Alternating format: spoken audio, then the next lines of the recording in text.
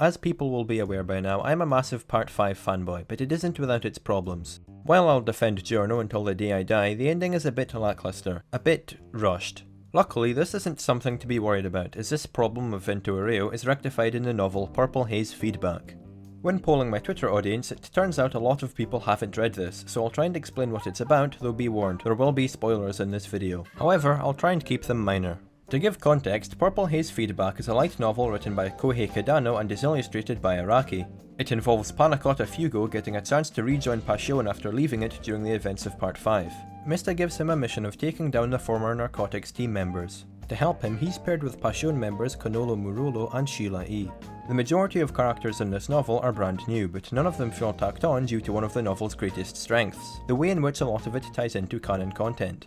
Shiela E, for example, joined Passion to take down Aluso, and Murolo helped Ghiaccio take down Mista and Giorno. Through seeing how these characters have had interactions with cast members of Vento Aureo, it feels like the events of the part are being expanded upon. These characters are adding something to the part and aren't just pointless inclusions. Each of the three protagonists have also done some wrong in the past, and the mission they're given is a way of redemption for them to gain Giorno's trust again. As a result, a deeper bond is felt between them as they're all in a similar situation. The Part 5 callbacks don't stop with the three main cast members. A lot of detail is given about the post-Diavolo Passion and helps us to understand exactly how Giorno managed to lead the organisation so easily. We learn that once Diavolo was defeated, Giorno concocted a story in which he was the boss all along, only now emerging as the leader. This is something that makes a lot of sense due to Diavolo's secretive lifestyle and is the kind of cunning scheme you'd expect from Giorno. When this is explained early on, it's clear that the author has done a lot of research in making this novel, and this is shown throughout as all the ideas presented perfectly fit in with the JoJo universe. In fact, I'd say this is the most consistent the series has ever been. One thing I love that gets a lot of emphasis in PHF is a stand reflecting the user's personality. Shiela E, for example, has a stand called Voodoo Power, which stems from her determination to find out who killed her sister. Considering the novel isn't very long, having stand abilities reflect the goal or personality of the user puts emphasis on the characteristics of the cast, helping them stand out.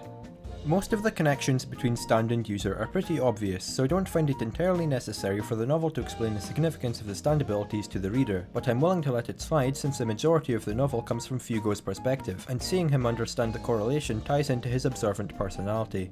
Fugo is by and large the star of this novel. We knew next to nothing about him in Vento Aureo apart from the fact that he had bursts of anger, and throughout the novel his indecisiveness is highlighted as we learn more about him.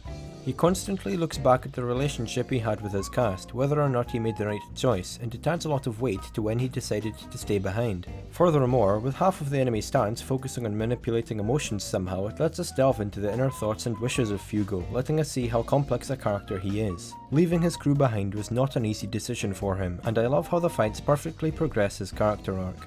As this novel is a companion piece to Part 5, it would be pretty weird if Giorno didn't make an appearance. That said though, this is Fugo's story and we wouldn't want Giorno to steal the spotlight.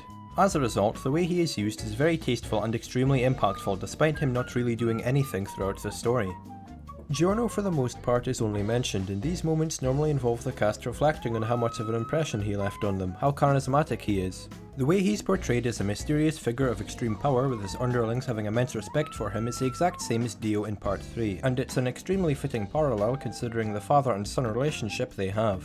Giorno is excellent at inspiring others to join his cause, and it's nice to see that this continues and is emphasised in this novel.